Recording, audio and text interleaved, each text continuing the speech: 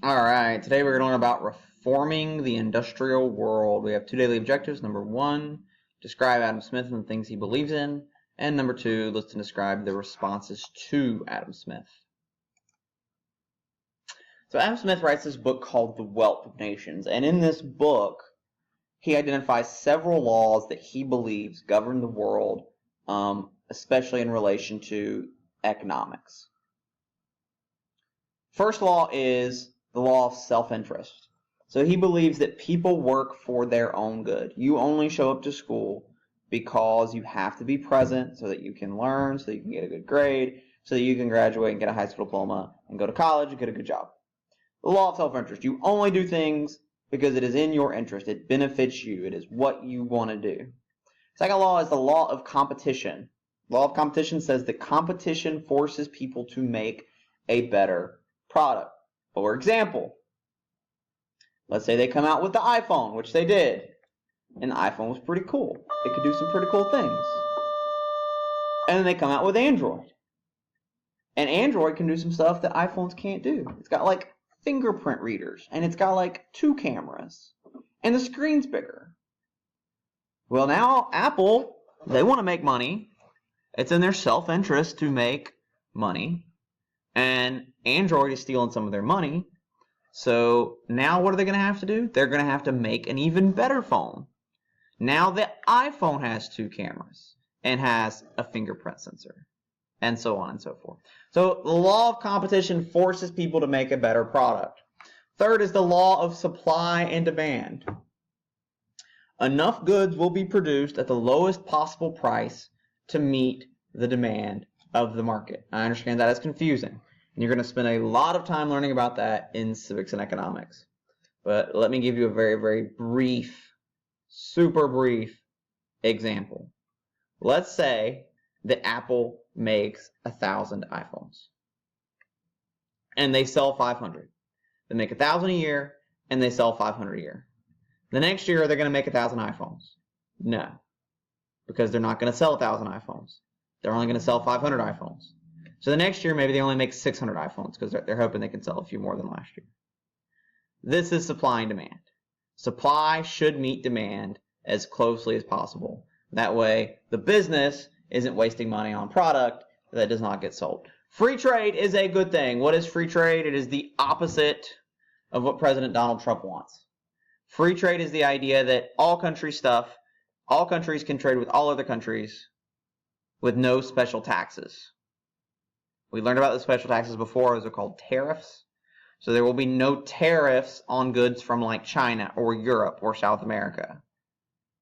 There will be no tariff. There will be no special tax.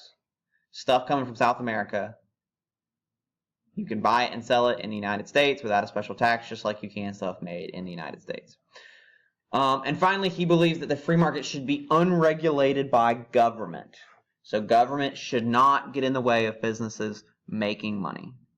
Ultimately, he believes in this thing called capitalism. Capitalism. And here's the definition for capitalism. It is when the 4 factors of production, land, labor, capital, that's machines, and entrepreneurial ability, those are the people who come up with the ideas and make the businesses, should be owned by private individuals. He thinks all of these things are the key ingredients that make capitalism successful and have brought about the awesome industrialized world we live in today. So once again, capitalism is when the 4 factors of production, land, labor, capital, and entrepreneurial ability, are owned by private individuals. Okay. The problem is the industrial world that the Industrial Revolution has created isn't the greatest thing for everybody. So if you're on the right, we see a dad and his son, and they are coal miners. This is not a bring your son to work day. This is not a he's just visiting his dad. No, they're both coal miners. Now you're probably wondering, that kid, he can't be 8. How can he work? Because, remember, part of capitalism is free markets, unregulated by government. So there are no laws that say kids can't work. In fact, some businesses like to hire children because look how small that little crevice is behind them. Little kid can fit down there and mine coal, but this old guy can't. Nah. Let's get us a little kid in there. Look at these machines. Check out these little guys. They are working on these thread machines. Why would you hire little kids to work on the thread machines? Because the parts in the machines are super tiny, and these guys have little tiny hands, so they can fix the machines real good. Yeah. These guys down here, another picture of boys working in a factory. It's not great for everybody. These kids are not in school. They're not required to go to school. They're not learning anything. Their lives are never going to be better. They're going to be coal miners just like their dad for the rest of their lives. That sucks. And this leads to the creation of something else, and that is called socialism. So socialism is the idea that government should own the factors of production and allocate resources. So instead of the rich people owning everything and making all of the money and just paying the bare basics to poor people, instead the government should own all the land and all the machines, and the government should distribute that how they think is fair. The idea is that this would end poverty and promote equality. Everybody's going to be equal. Everybody's going to have enough to eat. Everybody's kids are going to go to schools. They believe that because government exists to help people, the government is better situated than private individuals to allocate goods. The government is in a better situation to tell people what they need and what they want. They believe that capitalists are just greedy pigs. Capitalists are just greedy pigs. They don't care about poor people. They only care about themselves. And that is to the detriment of human society. So this guy right here, this is Karl Marx. He's a German. He's an old German with a crazy beard. He writes this book called The Communist Manifesto. He believes in socialism. He believes in socialism. He is the major writer, author, thinker for socialist thought in his book, The Communist Manifesto. So he says that the societies have always been divided into warring classes. The haves, the rich people, the bourgeoisie. We've seen that word before. Remember, these are the rich, smart merchant guys in France. The haves and the have-nots. The haves of the bourgeoisie and the have-nots are the proletariat. So he believes that all people are either haves or have-nots, bourgeoisie or proletariat. And that these two groups have been fighting throughout history to determine who's in charge. Now he says that the Industrial Revolution has made this worse.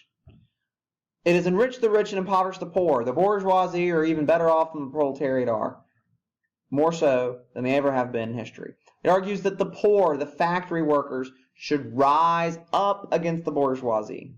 The proletariat should rise up against the bourgeoisie, and they should take control. Because at the end of the day, the proletariat are doing all the work, right? They're the ones working on the machines and running the factories, making the money. Bourgeoisie are just collecting a paycheck. That's what Karl Marx believes. So he believes that eventually everything would be owned by a few people and that the proletariat would rise up against them. If there's only 4 or 5 people benefiting from this capitalist system, that is clearly unfair. The proletariat should rise up against them, and that this would lead to communism when everything is owned by everyone. So he believes that eventually everything will be owned by everyone will be equal, government will make sure everything is fair, and everyone has enough food, and everyone's life is great, and everybody's getting educated. That's what Karl Marx believes in. That is socialism in a nutshell. Factors of production are owned by the government. And the government is making decisions for everyone. All property is owned by everyone.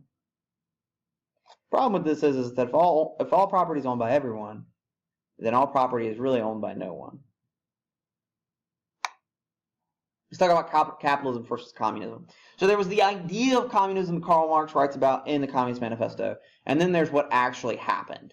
So here on this slide we see what actually happened. So in a capitalist country, capitalist countries are also democratic countries. You have free elections, so anyone can get elected, even Donald Trump. You have more than one political party, Republicans, Democrats. Most countries have lots of political parties, but we only have 2, really. Industry, agriculture are owned by individuals, so you can go and start your own business and make your own fortune. You've probably heard this thing called the American Dream. That's that idea. There are different social classes in a capitalist system. There are rich, there are middle class, there are poor, and there is a freedom of speech. You can generally say anything you want within reason. Here's what communist countries ended up looking like. It's not necessarily what Marx wanted to see, But this is what they ended up looking like. One-party state. There is one political party, and it is the Communist Party. Industry and agriculture are owned by the government, by the state. They own everything. There are no different social classes. Everyone is equal. Question is if everyone is equal, does that mean everybody's rich or everybody's poor? Generally what it meant in most communist countries is everybody is poor. Nobody has enough to eat. Nobody has a car. Nobody has a great job and a great house. Except for the people working in government. Because remember, they're the ones who are giving stuff out. The government controls people's lives. You can't just quit your job. No, you're stuck. Maybe you can apply to work somewhere else, but good luck with that. The government tells you how much food you get every day. This is how much you get. This is the amount of bread you get. This is all we're giving you. Enjoy. The government tells you that you have to go to school and what you got to study. There's also strong censorship. The government tells you what you can and cannot say. And if you say the wrong thing, you may end up in prison or dead.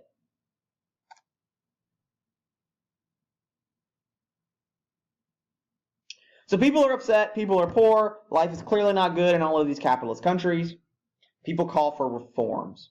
In response to the calls for reforms, the first country that started the Industrial Revolution, the British, Great Britain, they began enacting a number of new laws. The first thing they do is they abolish slavery in 1833.